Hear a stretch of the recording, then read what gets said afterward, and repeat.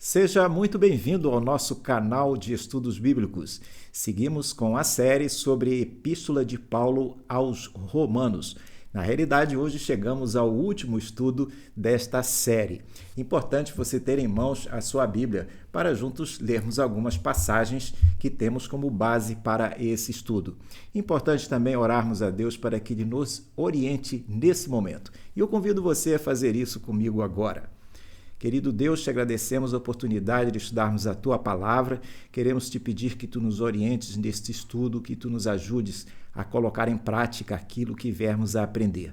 Abençoa a cada um que nos acompanha nesse momento. Em nome de Jesus. Amém. Vamos então à nossa leitura que se encontra no livro de Romanos. No capítulo 15, leremos alguns versículos do capítulo 15 e 2 versículos do capítulo 16, que é o último capítulo deste livro da Bíblia. Então, no capítulo 15, o primeiro versículo diz o seguinte: Ora, nós que somos fortes na fé, temos de suportar as debilidades dos fracos e não agradar a nós mesmos. Seguindo no verso 5, nós lemos: Ora, o Deus da paciência e da consolação lhes conceda o mesmo modo de pensar de uns para com os outros, segundo Cristo Jesus, para que vocês, unânimes e a uma só voz, glorifiquem a Deus e Pai, o Deus e Pai de nosso Senhor Jesus Cristo. E quando nós vamos ao capítulo 16, lemos apenas 2 versículos que são os seguintes: Recomendo-lhes a nossa irmã Febe, que está servindo na igreja de Cencreia, para que vocês a recebam no Senhor como convém aos santos e a ajudem em tudo o que de vocês vier a precisar, porque ela tem sido protetora de muitos, inclusive de mim. Nesse estudo desses 2 últimos capítulos que nós temos da carta aos Romanos, nos vem uma pergunta, que é o que maturidade espiritual tem a ver com relacionamentos interpessoais. Quando nós lemos Romanos 15, no verso 1, que nós acabamos de falar, de ler, Ora, nós que somos fortes na fé, temos de suportar as debilidades dos fracos e não agradar a nós mesmos. O que vemos aqui é que Paulo fala de si mesmo e de seus leitores como aqueles que são fortes.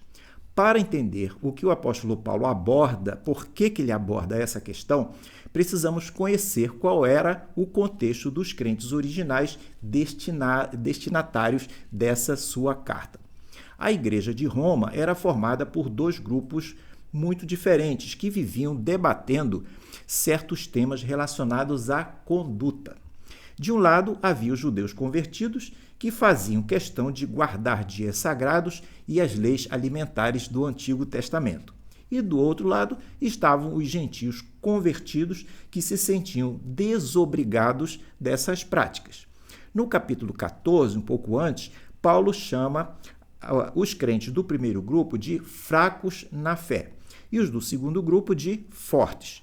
Em nossos dias, muitas vezes, tendemos a avaliar a maturidade de um cristão pela quantidade da teologia ou da doutrina que ele sabe de cor. Mas, ao lermos esse capítulo 15 de Romanos, do verso 1 ao verso 7, vemos que a verdadeira maturidade espiritual não é um conhecimento teórico e individual, mas uma questão de relacionamento baseado na empatia, no serviço e na busca pela unidade. Às vezes, os fortes terão que deixar de lado as suas liberdades pessoais, pois elas não os fazem mais fortes. Na realidade, elas até prejudicam os mais fracos. Para resolver isso, os fortes devem se propor a agradar os irmãos mais fracos, em vez de agradar apenas a eles mesmos. Renunciar a liberdades cristãs poderá requerer certas condições. Vale notar que Paulo não exige que os fracos se endireitem, mas que os fortes tolerem e os ajudem. Contudo, vale observar que renunciar a liberdades cristãs para eventualmente atender ao irmão mais fraco, deverá levar em conta pelo menos 2 fatores. O primeiro fator é que o assunto deverá se limitar apenas a questões secundárias e não a princípios de fé, princípios da fé cristã. Ou seja, para o bem do irmão mais fraco, o mais forte poderá eventualmente renunciar ao uso de certas práticas ou renunciar a certos direitos que fazem com que seu irmão mais fraco tropece. Mas o crente forte não deverá renunciar a doutrinas básicas, como, por exemplo, que a salvação é pela graça e não pelas obras. O que estava em pauta nas exortações de Paulo aos Romanos não era doutrina ou teologia, mas maturidade espiritual. Segundo fator ou condição nesse assunto de renunciar a certas coisas. Devemos nos esforçar para agradar ao nosso próximo, mas apenas naquilo que edifica. O que fizermos terá que ser bom, tanto para o seu bem, quanto para a sua edificação. Isso fica claro em Romanos 15, verso 3, quando lemos: portanto, cada um de nós agrade ao próximo no que é bom para a edificação. Da mesma forma que um pai sábio se recusa a ceder a todos os caprichos de seus filhos, o cristão sábio deve se recusar a ceder a tópicos ou caprichos dos imaturos. Aqui, como em toda a área da experiência cristã, não há fórmulas a serem seguidas que nos digam quando devemos nos render e renunciar a algo e quando devemos permanecer firmes. De qualquer forma, deverá ser uma decisão de fé, pela qual devemos pedir sabedoria divina. Paulo se dirige a cada um dos grupos, instruindo-os na forma de conviver. No próximo quadro, destacamos 4 pontos do que Paulo disse a esses 2 grupos de crentes, nesses primeiros versículos do capítulo 15. Primeiro ponto de destaque aborda o dever dos crentes maduros, aqueles chamados de fortes na fé. Há 2 coisas a considerar nesse item em termos de deveres. O primeiro é importante suportar e não apenas tolerar. Paulo começa dizendo: nós que somos fortes devemos suportar as debilidades dos fracos e não agradar a nós mesmos. A palavra suportar no original grego não significa revirar os olhos para cima e querer aguentar o outro com má vontade, mas significa tomar o fardo do irmão mais fraco sobre as próprias costas para ajudá-lo a caminhar. Segundo ponto de destaque se refere ao perigo do egoísmo espiritual. O crente maduro deve se precaver contra esse tipo de egoísmo. Ele não deve usar sua liberdade e o seu conhecimento bíblico para humilhar quem pensa diferente em coisas secundárias. Será bom lembrar que ele não vive para agradar a si mesmo ou provar que está certo, mas deve viver para edificar o próximo no que é bom. Segundo ponto de destaque do que Paulo diz sobre crentes fortes e fracos. Qual é a lógica para termos Cristo como o nosso padrão? Para que ninguém reclame que é difícil renunciar às próprias preferências, Paulo aponta para a cruz e diz: porque também Cristo não agradou a si mesmo. Jesus tinha todo o direito e toda a liberdade do universo, mas renunciou a seus privilégios para nos salvar e carregar as nossas ofensas. Se o nosso Salvador agiu assim, nós não temos o direito de dividir uma igreja ou romper uma comunhão por causa de opiniões pessoais, estilos litúrgicos ou costumes secundários. Terceiro ponto indica ou aponta para o papel da palavra de Deus. Paulo lembra que as escrituras do Antigo Testamento foram escritas para o nosso ensino. Mas por que ele aborda isso nesse momento? Porque conviver com pessoas difíceis tradicionais demais ou liberais demais exige paciência. Ele diz em Romanos 15, verso 4, pois tudo o que no passado foi escrito para o nosso ensino foi escrito a fim de que, pela paciência e pela consolação das Escrituras, tenhamos esperança. Paulo nos exorta aqui a, quando em crise, buscarmos a palavra de Deus. O motivo é porque ela nos dará paciência e bom ânimo para não desistirmos de viver em comunidade. Quarto ponto indica que o alvo final é termos uma só voz para glorificar a Deus. Nos versos 5 a 7, Paulo ora para que Deus conceda aos crentes o mesmo modo de pensar para que a igreja não seja um clube de pessoas parecidas, simplesmente parecidas e desconectadas, mas um corpo com seus membros funcionando em harmonia. O alvo de uma igreja unida não é apenas o bem-estar social, mas sim que os irmãos, a uma só voz, possam glorificar o Pai. Quando judeus e gentios, ou pessoas de gostos e culturas totalmente diferentes, se unem para adorar a Deus, o mundo vê o poder do Evangelho. Em Romanos 15, verso 7, nós lemos, portanto, acolham uns aos outros, como também Cristo acolheu vocês para a glória de Deus.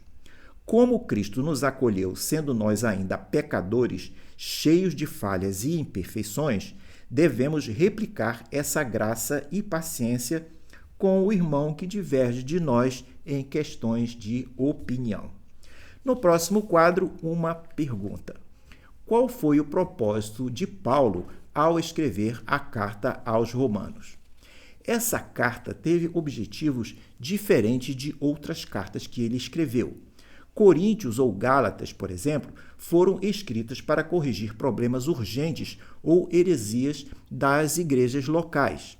É possível que Paulo tenha tido pelo menos 5 motivos para escrever essa carta aos cristãos em Roma. Primeiro motivo, Paulo já havia coberto a parte oriental do Império Romano, mas faltava chegar à Espanha. Sua missão na região oriental do Império, ou seja, Grécia, Ásia Menor e Síria, já estava consolidada. Seu campo missionário se estendia por cerca de 2.250 quilômetros, desde Jerusalém até perto da província de Ilírico, verso 19, que aparece menção a essa localidade, que é a atual Bósnia ou Albânia. O próximo passo era seguir para o oeste e alcançar a Espanha, que na época era considerada pelo Império o fim do mundo civilizado do lado ocidental. O próprio Paulo deixa isso muito claro quando se dirige aos crentes em Roma nos versos 23 e 24 do capítulo 15. Ele afirma, mas agora, não tendo mais campo de atividades nessas regiões e desejando há muitos anos visitá-los, penso em fazê-lo quando em viagem para a Espanha. Mas por que ele precisava de Roma para chegar à Espanha? Nos motivos seguintes, tentaremos responder a essa pergunta. Então, nesse segundo motivo, para chegar à Espanha, a Igreja de Roma teria que se tornar uma base de apoio. Antioquia da Síria e Jerusalém estavam muito longe para servir como apoio a uma missão à Espanha, enquanto Roma estava a meio caminho. Para que um projeto missionário se desenvolvesse na Espanha, a igreja em Roma teria que se tornar a nova base de apoio financeiro, logístico e apoio espiritual ao apóstolo Paulo. Terceiro motivo para Paulo escrever essa carta. Roma era um ponto de passagem obrigatório para se alcançar a Espanha. Toda a rede de estradas romanas que ligava o Oriente ao Ocidente passava pela capital. Passar por Roma era estratégico para descansar, recrutar colaboradores e planejar a viagem. Quarto motivo, a carta foi uma oportunidade de apresentar o Evangelho de forma escrita. A igreja em Roma não havia sido organizada por Paulo e corriam boatos e distorções sobre algumas coisas que ele pregava. Por exemplo, que o crente podia pecar tranquilo porque a salvação era pela graça. Para os crentes em Roma se engajarem em evangelizar a Espanha, eles teriam que conhecer mais sobre Paulo e sobre o que ele pregava. Por isso, Romanos é a carta mais densa e estruturada escrita por esse apóstolo. Ela é um resumo sistemático e fiel do evangelho pregado por ele. Quinto motivo, a carta foi também uma oportunidade para aproximar crentes judeus e gentios. Poucos anos antes, o imperador Cláudio havia expulsado todos os judeus de Roma, incluindo os judeus cristãos. Com isso, a igreja passou anos sendo liderada e composta apenas por gentios. Quando Cláudio morreu, os judeus puderam voltar e encontraram essa igreja com costumes, lideranças e dinâmicas diferentes. Isso gerou atritos culturais e teológicos com os judeus convertidos, que retornaram àquela igreja. Paulo escreve também para mediar esse assunto. Em sua carta, ele vai mostrar que tanto judeus quanto gentios deveriam acolher uns aos outros, pois crentes, todos eles, haviam sido salvos por Jesus. Os planos de Paulo para a Espanha, porém, acabaram sendo mudados. Anos depois, ele vai chegar a Roma, não como um missionário de passagem rumo à Espanha, mas como um prisioneiro a ser julgado pelo imperador romano. A Bíblia não confirma se Paulo foi realmente à Espanha, mas a história e a tradição da igreja primitiva sugerem que sim. Dentro dessa narrativa, Paulo teria sido solto depois da primeira prisão. Com isso, ele teria conseguido pisar em solo espanhol antes de ser novamente preso e finalmente executado pelo imperador Nero, possivelmente entre os anos 64 e 67 da era cristã. No próximo quadro, ao finalizarmos nossa série sobre Romanos, destacamos algumas características do ministério do seu autor, o apóstolo Paulo, que poderão servir de referência para nossas vidas pessoais. A primeira característica é que, na parte final da carta, Paulo se manifesta de maneira bastante pessoal com seus leitores originais. Ele se refere a 36 pessoas, sendo 8 que estavam com ele e 28 que permaneciam em Roma. A maioria dos nomes são de gentios, o que indica uma das características daqueles que frequentavam aquela igreja. Logo no início, há uma menção elogiosa a uma mulher de nome Febe.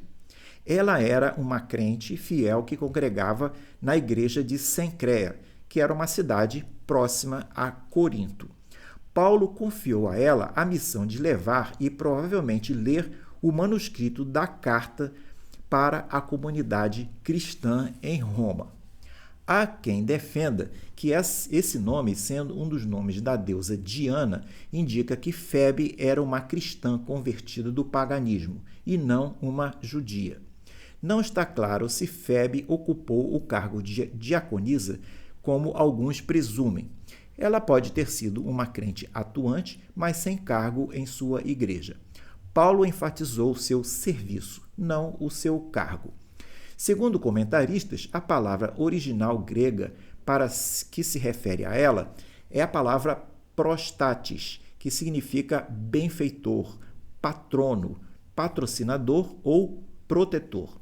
Um patrono era uma pessoa rica da alta sociedade romana que doava recursos pessoais a uma causa cívica, humanitária ou causas religiosas. Febe foi patrona ou protetora de Paulo, pois ele diz no capítulo 16, versos 1 e 2: recomendo-lhes a nossa irmã Febe, para que vocês a recebam no Senhor, porque ela tem sido protetora de muitos, inclusive de mim. O importante é que Febe era vista por Paulo como irmã em Cristo. Nesse sentido, a referência ao nome dela indica que a carta também foi endereçada a essa pessoa, a irmã Febe. Note que o ministério das mulheres na igreja romana é bastante evidente nesse capítulo, dado que dos 36 nomes mencionados por Paulo, 9, ou seja, 25%, são de mulheres proeminentes. Segunda característica, Paulo elogia os crentes de Roma. Ele diz no verso 14 do capítulo 15: "E eu mesmo, meus irmãos, estou certo de que vocês estão cheios de bondade, têm todo o conhecimento e são aptos para admoestar uns aos outros." Ele conhecia o grau de maturidade desses crentes e expressa isso claramente. Um ponto de aplicação que podemos tirar para nós nesse relato é que muitos líderes sabem criticar, mas nem todos sabem elogiar os seus liderados para incentivá-los e motivá-los. Elogiar de forma verdadeira é uma boa prática que caracteriza bons líderes. No próximo e último quadro, vemos a terceira característica do ministério de Paulo. Ele avalia seu próprio ministério. Em Romanos 15, verso 19 e 20, ele diz o seguinte: "Por força de sinais e prodígios, pelo poder do Espírito de Deus, assim, desde Jerusalém e arredores até o Ilírico, tenho divulgado o Evangelho de Cristo e esforçando-me desse modo por pregar o Evangelho, não onde Cristo já foi anunciado, para não edificar sobre alicerce alheio." O apóstolo sabia que o sucesso do seu ministério era devido à graça de Deus e não às suas habilidades e méritos pessoais. Quarta característica: o ministério de Paulo foi sempre calcado em princípios bíblicos. Suas prioridades sempre buscaram sintonia com a vontade de Deus. Ele foi um grande homem de oração. Mesmo assim, não hesitou em pedir aos crentes que orassem por ele. Paulo fazia seus planos, mas suas ações dependiam de Deus. Algumas vezes teve que alterar o que planejou, mas isso não o impediu de ser alguém confiante nos propósitos divinos. Meu desejo é que você, que nos acompanhou nessa série de 13 estudos sobre a carta de Paulo aos Romanos, possa ter sido abençoado com esperança e orientação da palavra de Deus para a sua vida.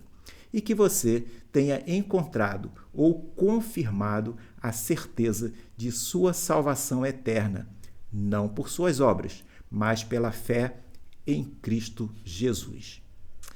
Ficamos hoje por aqui, espero que você tenha gostado desse estudo. Se gostou, lembre de falar dele para os seus amigos. Deixo com você um grande abraço e espero vê-lo numa próxima oportunidade. Até lá!